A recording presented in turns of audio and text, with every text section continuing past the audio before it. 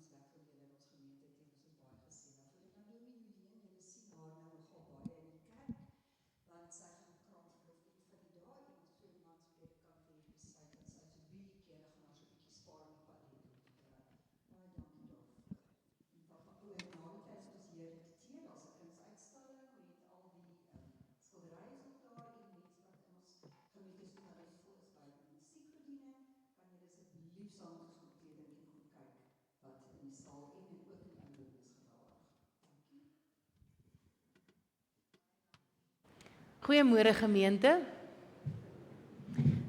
Ja nee, ek wou nou dieselfde gesê, dit is vir my, is eintlik nou een van die laastes wat ek nou hier in die kerk gaan preek. Hulle het sommer besluit, kyk my datum is eers Oktober, maar hulle besluit van Julie af mag ek blykbaar nou nie meer preek nie. So ek gaan nie jok nie, ek is dankbaar. Maar as ek iewerster nog 'n geleentheid het, sal dit vir my lekker wees, maar hierdie laaste maand was vir my so lekker om gereeld hier in die kerk ook te kan kom preek het. Julle sal sien dit is vakansietyd ook nou en ek dink die seisoene hopelik begin dit bietjie draai, maar is nog maar koud vanoggend. En ons dink ook aan almal wat in hierdie vakansietyd dan nou ook hulle verjaarsdag gaan vier, maar wat siek is en swaar trek. En ek vra dat ons nie ophou om mekaar in ons gebede voor God se voete te neer te lê ook nie. Mag ons in hierdie vakansietyd ook onthou dat ons 'n geloofsgemeenskap is wat mekaar ondersteun en mekaar dra. Maar ook, soos wat ons in die erediens gaan hoor vandag, wat ons identiteit is. Dat ons identiteit nie lê in dit wat ander mense van en oor ons sê en wat ons baie keer doen en sê nie, maar ons identiteit lê in Jesus Christus. Saam wie ons gesterf het en saam wie ons as nuwe mense opgestaan het ook. En voordat ons dan nou verder gaan met hierdie erediens vanoggend, wil ek net graag vir oom Jan Fourie vra om vir ons die gebed te doen. Kom ons sluit die oë. Ons Vader in die hemel hoog, tot wie ons ophef hart en oog. Ons bid in stil eerbiedenis. Gee dat u naam wat heilig is, deur ons geken, geëer, gevrees en alles mag heilig wees. En wanneer Dominee Marx nou die erediens gaan lei, seën dit wat sy gaan doen en spreek deur haar. En vul hierdie huis met u oorvloedige genade in Jesus naam. Amen.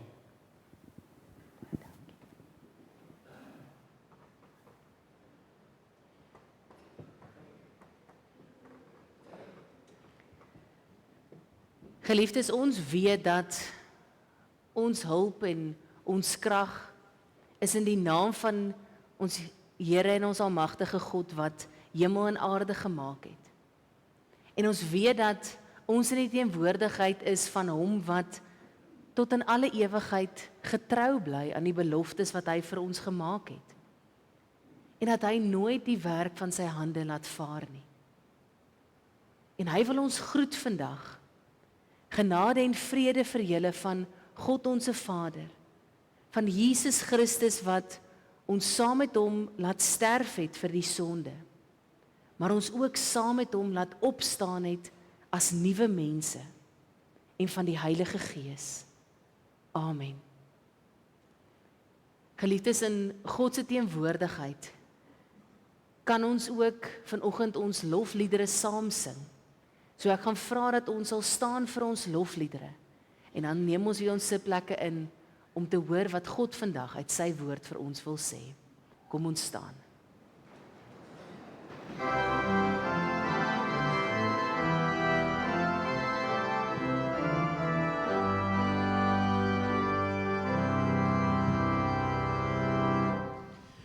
Jesus neem die sondaars aan, bring aan almal hierdie tyding. Die wat op die dwaalde gaan, van die sonde en verleiding.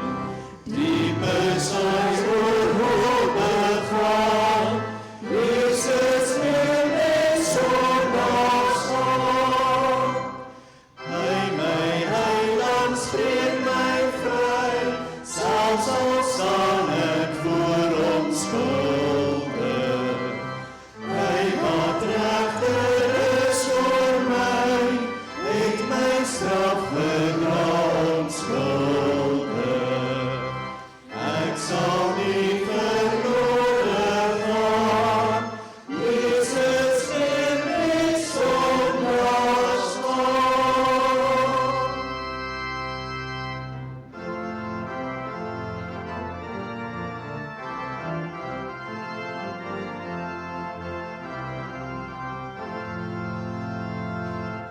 Met ons harte sing ons Here van liefde meer en meer.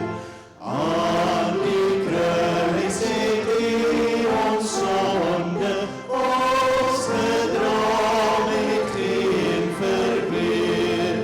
Juich oor ons verlosser, van ons los is ons bevry. Ons sal aan U Redder Here, net uit dank ons lewe wy. In 'n koor met 1000 stemme, sal ons loflied U besing. U nabye liefde, Here, het genotes ons omring. Sing ons in van ons verlosser, prys Sy naam ons lewe lang. Ons bly aan U trou, o Here, ons sal wees steeds nog en lang.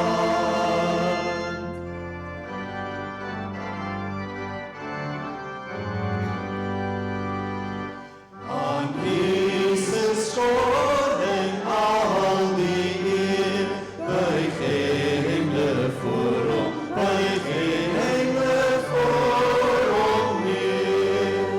God gee aan hom die koningskroon, kom loof hom, loof hom, loof hom, loof hom, loof hom, loof hom, loof hom en volg hom as Heer.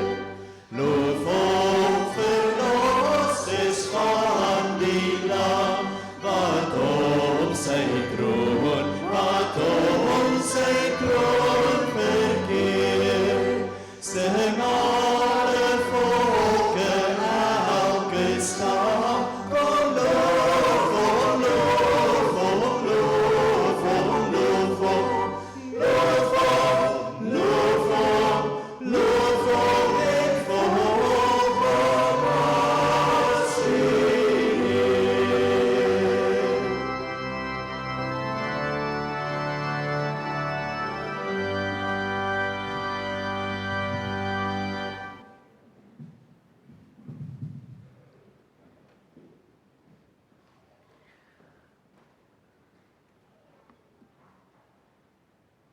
Ons gaan vanoggend bietjie later in die erediens saam lees uit Romeine 6 uit.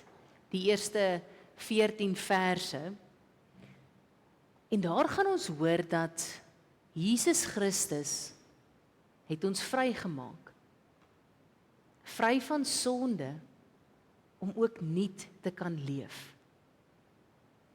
Maar hierdie vryheid beteken nie ons kan nou sommer net leef soos wat ons wil nie.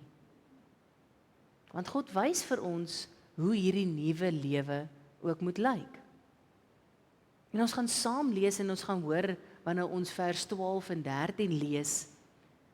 Moet dan nie toelaat dat die sonde nog langer oor julle heerskappy voer en julle die begeertes van julle sterflike aardse bestaan laat gehoorsaam nie.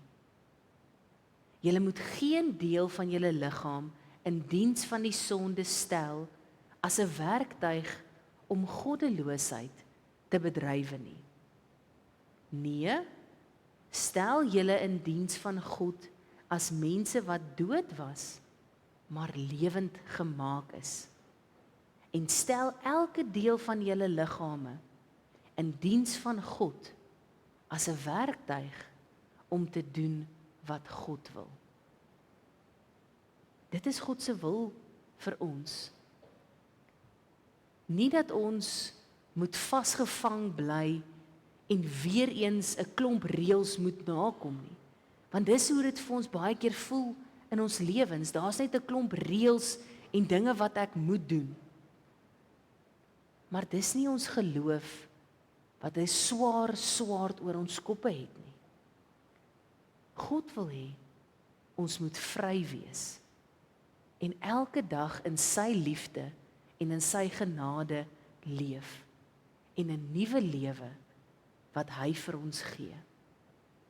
En daarom nooi God ons uit en sê, moenie teruggaan na die ou lewe toe nie. Moenie weer slawe word van dit wat jou vasgehou het nie.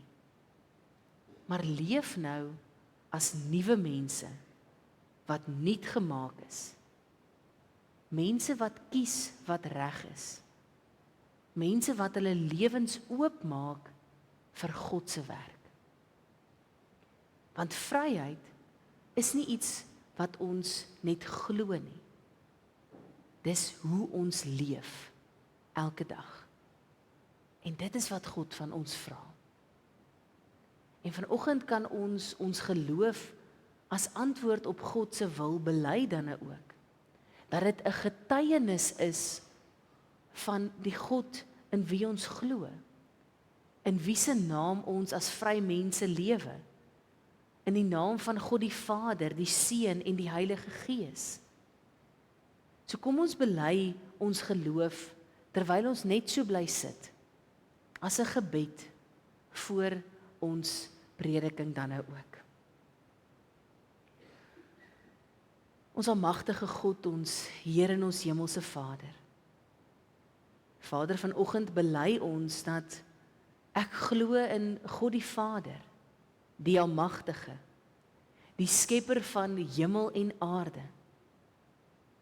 En Here Jesus Christus, vanoggend bely ons dat ons in U glo. Dat U God se enigste gebore seun is, ons Here. Dat U ontvang is van die Heilige Gees, gebore is uit die maagd Maria. Maar Here, dat U ook in 'n werklike lewe het, en dat U gelei het onder Pontius Pilatus, dat U gekruisig is, dat U gesterf het, en dat U begrawe is. Maar Here, ons bely ook dat U op die 3de dag weer opgestaan het uit die dood.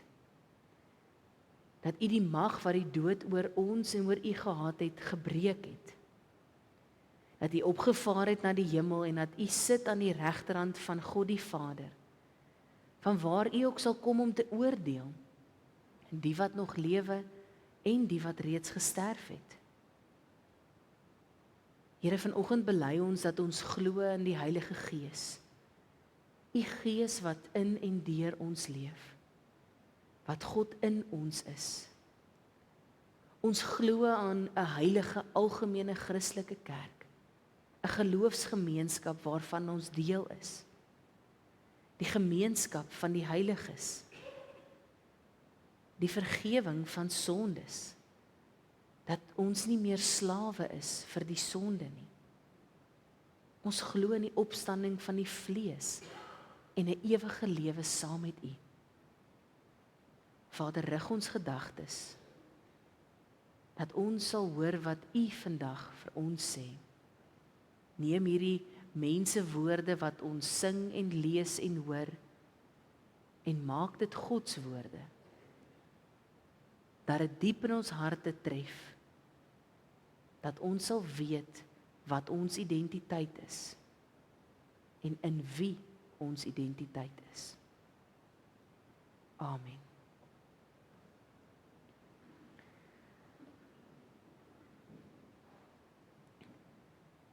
Nou ek wil hê, jy moet vir 'n oomblik dink aan daardie een ding in jou lewe, wat jy dalk al vir jouself gesê het, ek gaan dit nie weer doen nie.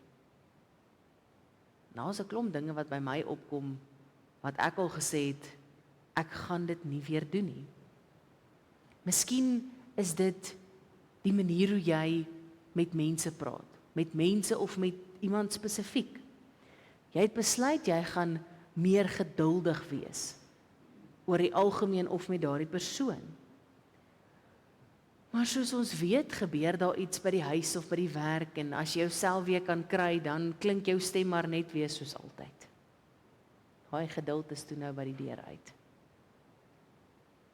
Of dalk is dit iets nog dieper. 'n gewoonte, 'n gedagtegang, 'n verslawing. Iets wat jy al so baie keer probeer los het, jy kry eintlik amper te skaam om te sê, hierdie keer gaan ek dit nou regtig los en dinge gaan nou regtig verander. En weet julle, die moeilike deel is nie dat jy weer val nie. Die moeilike deel is wat in jou kop gebeur daarna. Sit daai veroordelende stemmetjie in ons, wat sê, sien, jy gaan tog nooit verander nie. Dis nou maar net hoe jy is. Jy kan kerk toe gaan en bid en alles doen, soveel as wat jy wil. Maar hierdie deel van jou, gaan nie weggaan nie. Dis nou maar net deel van jou. En weet julle wat is die hartseer? Stadig maar seker begin ons dit glo, dat dit regtig deel is van wie ek is.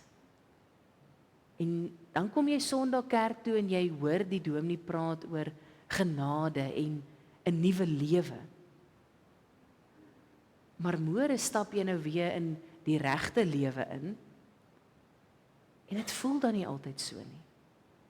Jy ervaar nie hierdie nuwe lewe en hierdie vryheid nie. Dit voel asof niks eintlik regtig verander het nie.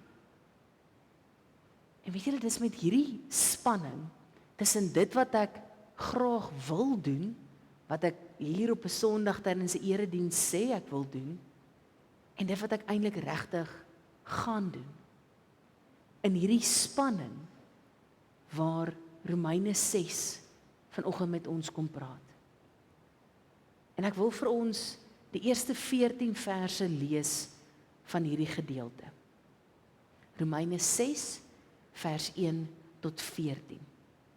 Luister nou na die woord van die Here. Dood vir die sonde, maar lewend vir God. Wat moet ons nou hiervan sê? Moet ons aanhou sonde doen, sodat die genade kan toeneem? Beslis nie.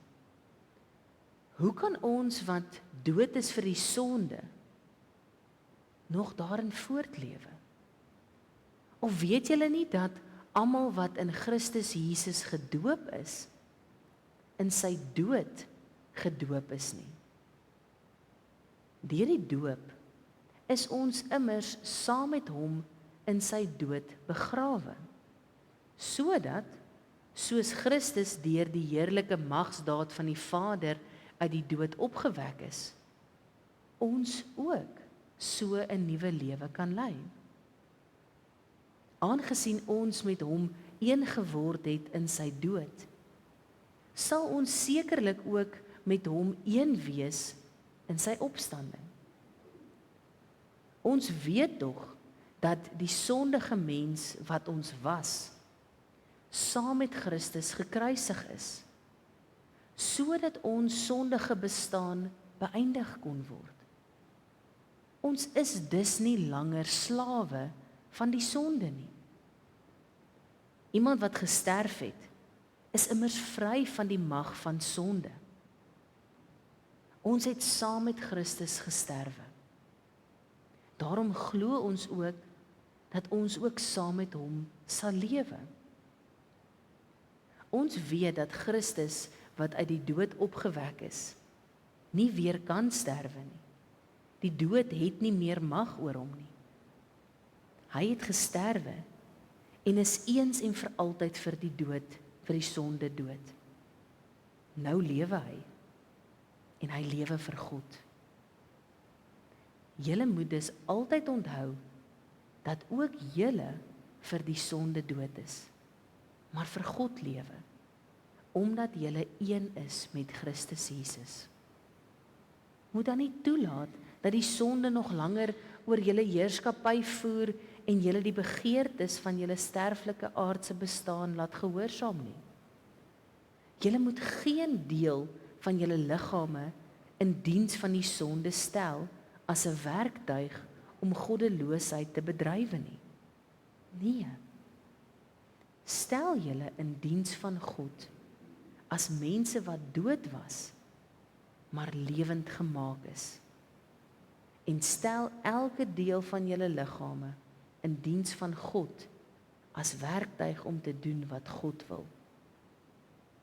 Die sonde moet nie meer baas wees oor julle nie, want julle staan nie onder die wet van Moses nie, maar onder die genade. Ek gaan net tot sover lees uit die woord van God. Gelukkig is elkeen wat hierdie woorde hoor, maar wat ook deur hulp van die Heilige Gees dit verstaan en ook so gaan lewe, want dit is wat God van ons vra, om te gaan lewe as hierdie vry mense, wat hy vir ons sê ons is. Nou ek weet, Romeine is nou nie die maklikste boek om te lees nie. Jy moet die dinge 'n paar keer deurlees om mooi te verstaan wat dit sê. En Paulus begin hierdie gedeelte en hy vra vir ons, nou, wat moet ons nou hiervan sê? Moet ons aanhou om sonde te doen, sodat die genade kan toeneem? Met ander woorde, as God se genade so groot is, maak dit dan regtig saak hoe ons lewe? Ons kan ons dan nou net doen wat ons wil. En hy antwoord dit baie vinnig, baie sterk. Hy sê beslis nie. Maar hy sê nie net, moenie sondig nie. Hy gaan nog verder as dit. Hy sê, hoe kan ons wat vir die sonde gesterf het, nog daarin lewe? Asof hy nie kan verstaan, hoekom ons nog sondig nie. Maar soos ons later gaan hoor, hy verstaan tog. Want ons verstaan dit dalk nie. Ek sondig nog steeds. Ek probeer om dit nie te doen nie, maar dit gebeur. So hoe kan hy nou sê, ek het dan nou klaar vir die sonde gesterf?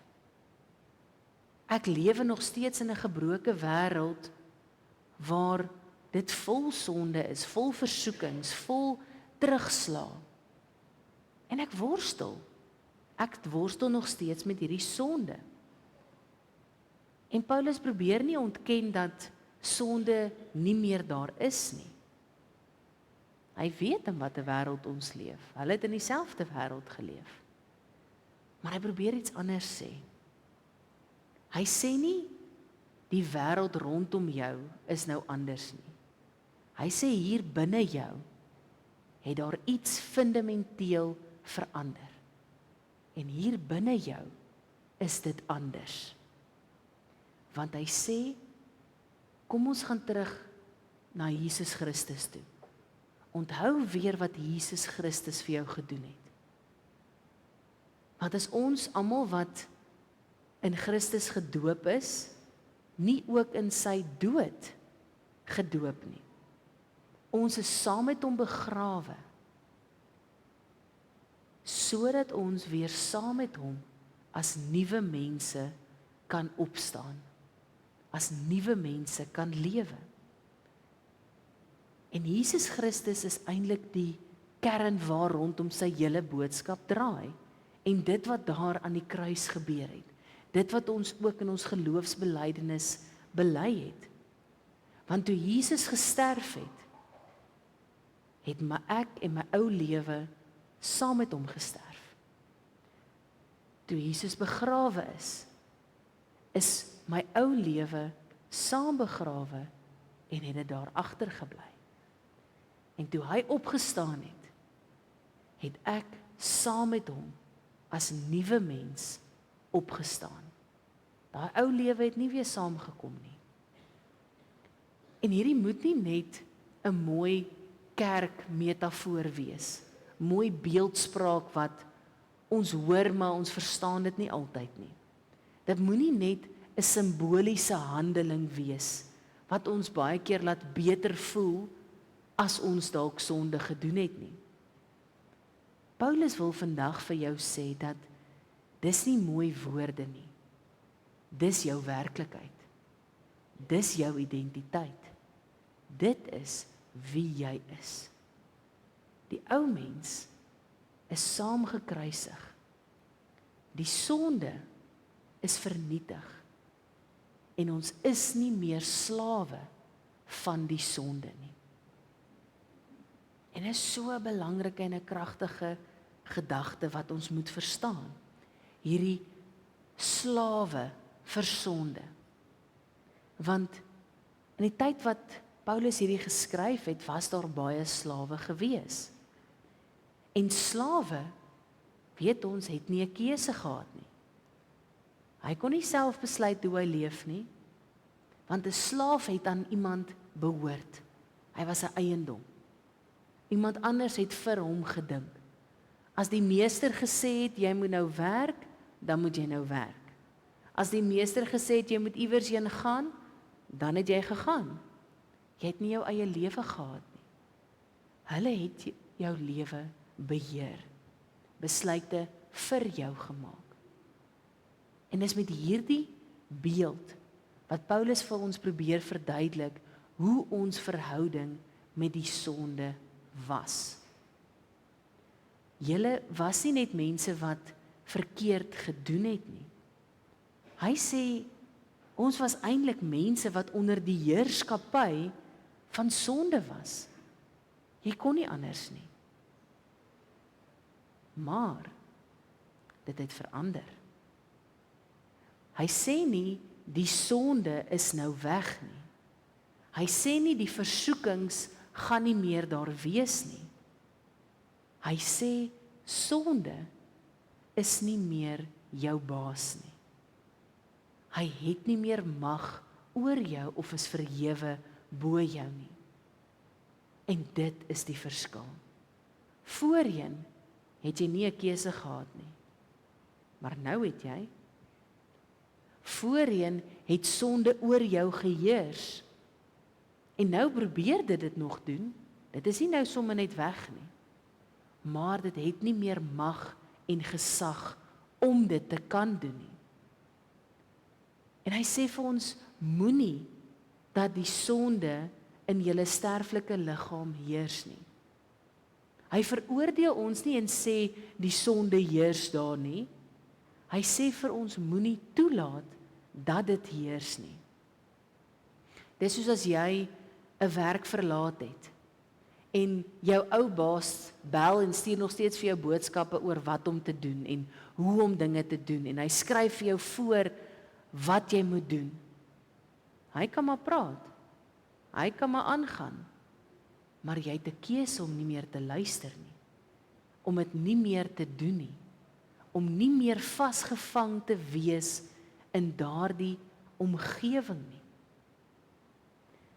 Want dit is hoe Paulus oor sonde in ons as gelowiges se lewens praat.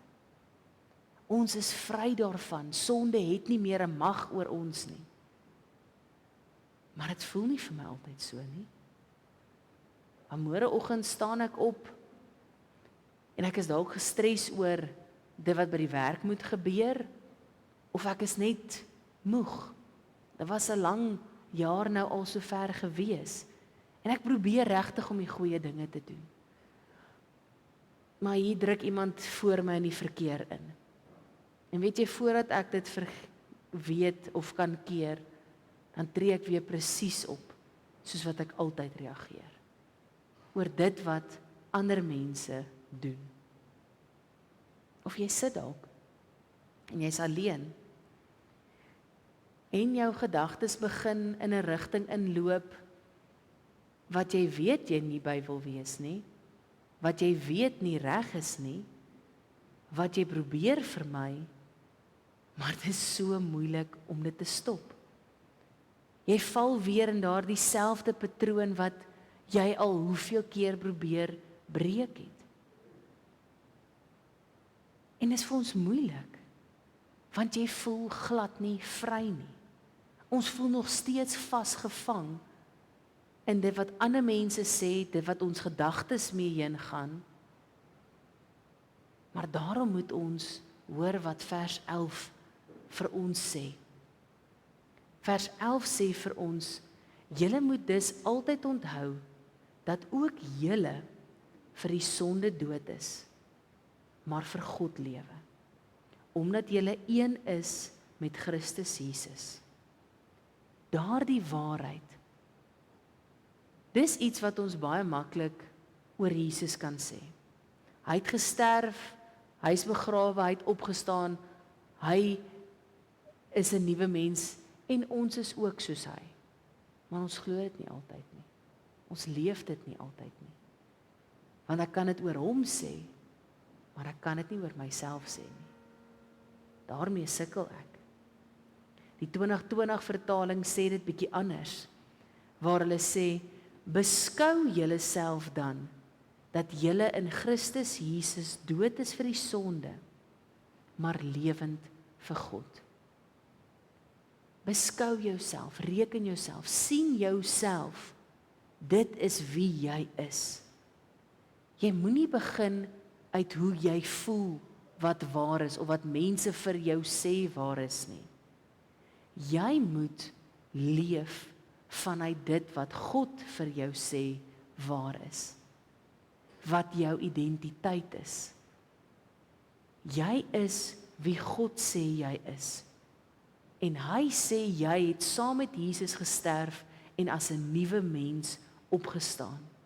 Jy is dood vir die sonde, maar lewend vir God. Jy voel dalk nog vas, maar God sê jy is vry. Jy ervaar dalk nog 'n stryd, maar God sê die sonde is nie meer jou baas nie. Dit het nie meer mag oor jou nie. Jesus is verhewe bo alle magte en kragte. Niks is groter en sterker en het meer invloed as Jesus Christus nie. Jy val dalk nog, maar God sê jy is nie daardie persoon nie. Dis wat jy gedoen het, maar nie wie jy is nie. En dit is die groot skuif wat ons in ons lewens moet maak. Baie van ons dink dalk, ek moet eers reg lewe, ek moet hierdie gewoonte stop, paar dae, seker hoeveelheid dae wat ek moet ophou en dan gaan dinge verander. Ek moet eers reg leef, dan gaan ek verander. Maar Paulus sê dis eintlik andersom, want jy het reeds verander. Jesus Christus het jou reeds verander. En jy moet nou volgens hierdie nuwe waarheid leef. Hierdie nuwe waarheid as kind van God. Maar dit beteken nie die stryd verdwyn oornag nie. Dit beteken nie alles is ewe skielik net mooi, goed en pragtig en wel en maklik nie. Dit beteken jy veg nou vanuit 'n ander plek. Wat bedoel ek daarmee? Jy veg nie meer vir vryheid om dit te kry nie. Jy veg nou vanuit vryheid, want jy het dit reeds. En dit verander hoe jy na jouself kyk. wanneer jy val. Want in plaas daarvan om vir jouself te sê, daar gaan ek maar weer. Ek is hulpeloos, ek kan niks anders doen nie, dis nou maar net hoe en wie ek is. Sê jy vir jouself, dit is nie wie ek is nie. My identiteit, wie ek is in Jesus Christus, nie in hierdie wat gebeur het nie. In plaas daarvan om op te gee, begin jy weer opstaan. Nie omdat jy sterk is of oulik is of nou krag gekry het uit iets wat jy self gedoen het nie. Maar omdat jy besef, my identiteit in alles het nog nie verander nie. Dis nie wat mense sê nie, dis in wie God sê ek is. En weet julle, dit verander ook hoe jy versoeking hanteer. In plaas daarvan om net te hoop dat ek hierdie keer sal sterk staan, begin jy jouself herinner, sonde is nie my baas nie. Ek hoef nie hieraan toe te gee nie. Dit het nie mag oor my nie. Jesus Christus het mag daaroor. En hy is verhewe bo alles. Dit gee vir ons 'n nuwe manier van dink. 'n Nuwe manier om na jouself te kyk. Om te leef. En tog moet ons baie versigtig wees. Ons moet dit nie goedkoop maak en laat klink nie. Want Paulus sê, die stryd is nie weg nie. Die lewe is nou nie perfek nie. Hy sê dit verander wie jy is. Dit beteken jy gaan nog steeds spanning ervaar. Daar gaan nog steeds versoekings kom. Jy gaan weet jy is vry, al ervaar jy dit nie altyd nie. Al probeer mense en omstandighede jou vashou. Jy moet glo dat God jou nuut gemaak het. Al sien jy nog steeds al hierdie ou gedagtepatrone en gebruike opduik. Want al kom hulle nog steeds oor jou pad, al ervaar jy versoeking, al beleef jy sekere gedagtegange wat jy probeer laat gaan het, is dit nie 'n teken dat jy nie verander het nie. Dit is deel van die lewe waarin ons leef. Onthou, ons lewe in die wêreld, maar ons is nie van hierdie wêreld nie. Maar ons is nog steeds hier binne-in. En ons moenie die verkeerde gevolgtrekkings maak en sê dat, omdat ek nou nog sukkel hiermee, omdat ek nog hierdie swaarigheid en probleme ervaar, beteken dit ek is nog nie heeltemal vry nie. Paulus sê nee, jy gaan nog sukkel, jy gaan nog worstel, maar jy is vry. En ons sit nog steeds daar vas.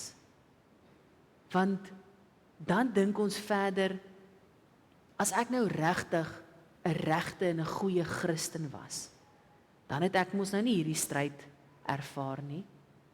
Of ek dink, as God my nou regtig verander het, dan sou ek mos nie meer so gewees het nie. En dit maak dat ons twyfel. Hierdie gedagtes maak dat ons twyfel in onsself, ons twyfel in God, ons twyfel in die evangelie. Maar hoor mooi wat Paulus in Romeine 6 vir ons sê en wat die belofte is wat God vir ons maak. Jou identiteit word nie bepaal deur hoe perfek en hoe reg en hoe goed jy lewe nie. Dit word bepaal deur wat Jesus Christus vir jou gedoen het en wie jy in Christus is. Nie dit wat jy self gemaak en bepaal het nie. Want jy is saam met hom gekruisig, jy het saam met hom opgewek, jy leef nou vir God, en dis waar jy elke dag moet begin. Elke keer wanneer daar iemand voor jou insny, moet jy jouself daaraan herinner. Nie by jou gevoelens of by die verlede nie, maar by dit wat die waarheid is. Nie die waarheid van mense wat jou probeer mislei nie, die waarheid wat God vir jou gee. Jy is vry. En dis waar jy begin. Klein tree. Wanneer jy weer daardie ou reaksies het, stop en sê vir myself, dit is nie meer wie ek is nie. As jy wil opgee, herinner jouself, ek behoort aan God, nie aan mense en strukture en druk wat hulle probeer afdwing nie. En as jy val, staan jy op, nie met skuld wat jou probeer vasdruk, want daar het ons nou alweer geval nie.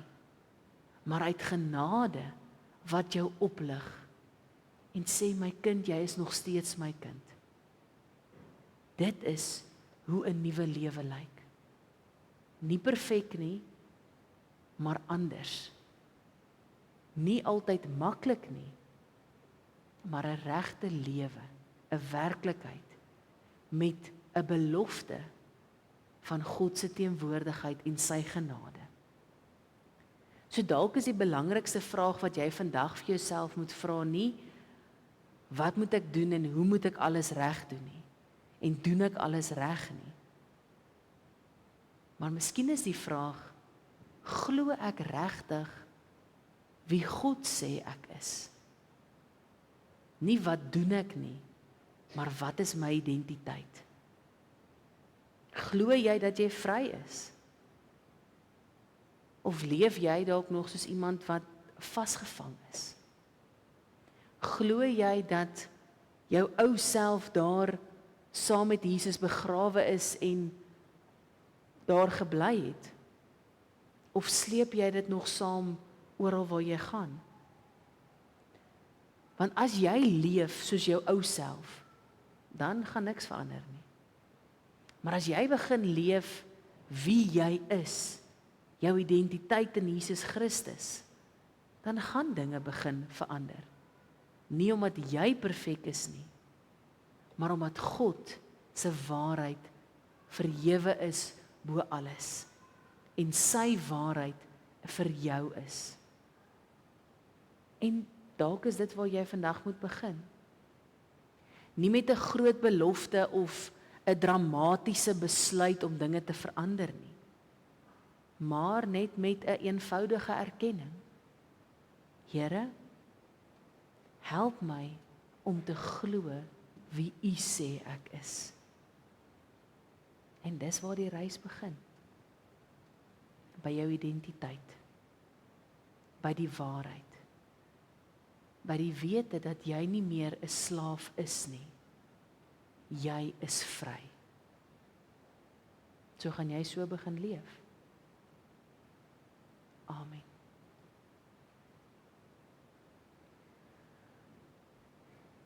Ons almagtige God, ons Here en ons hemelse Vader. Here, as ons onsself kan kry, dan lewe ons eintlik maar weer so slawe.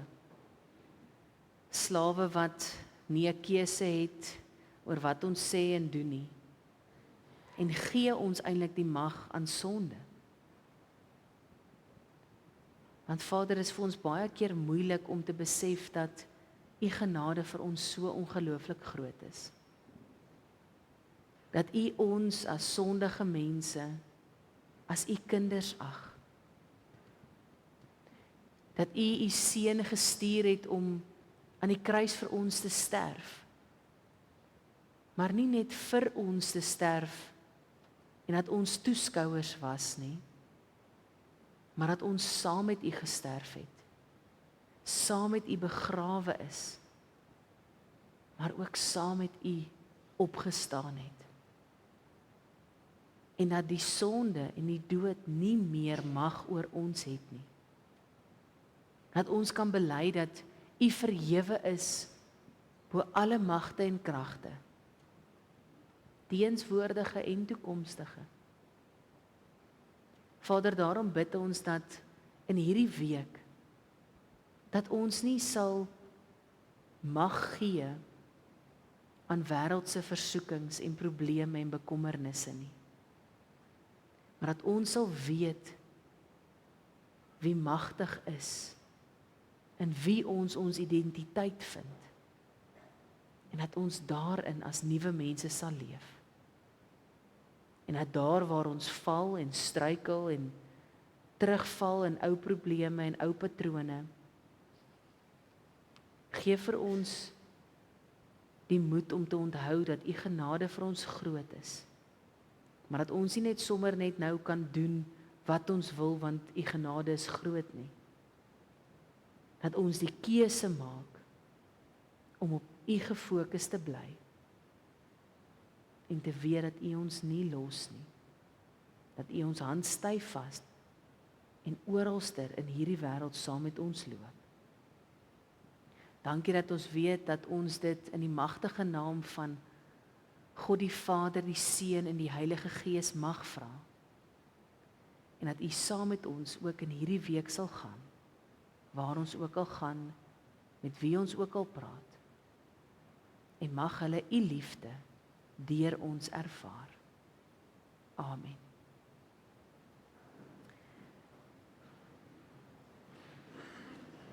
Geliefdes, voordat ons erediens afsluit, wil ek net geleentheid gee vir offergawes dan.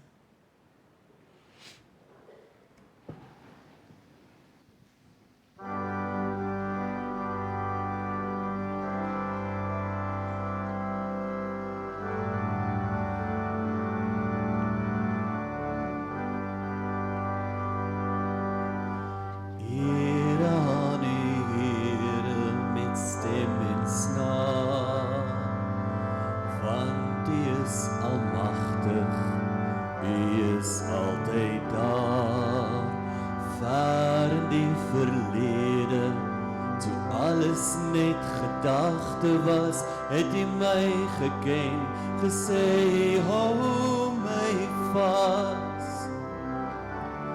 Niks, o Heer, kan my van U skei nie, sal my hart om nie met dank verbly, ek bring U lof met stem en snaar, wat ek doen, waar ek gaan, U is altyd daar. Elke klein gedagte, die ken U reeds.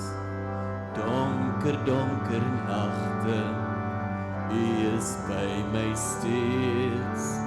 U sluit alle deure, en maak ander weer oop. U ken alle gebeure op die pad wat ek loop. Niks, o Heer, kan my van U skei nie, sal my hart om nie met dank verbly, ek bring U lof met stem en snaar, wat ek doen, waar ek gaan, U is altyd daar. Niks, o Heer, is vir U verborge, U ken al my vreugdes, weet van my sorge, U het my met U drade asem in my geblaas en beveel, kind leef.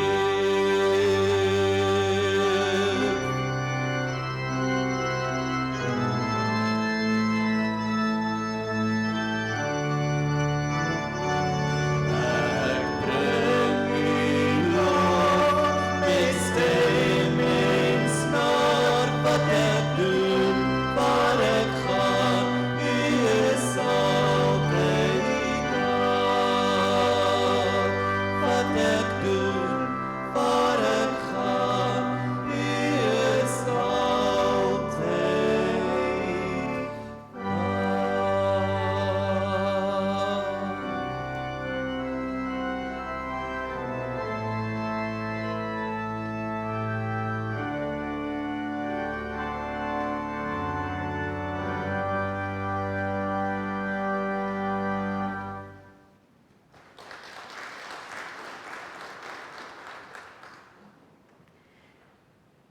Gemeente, kom ons staan en dan sluit ons die erediens af en dan bly ons staan vir die seëngroet.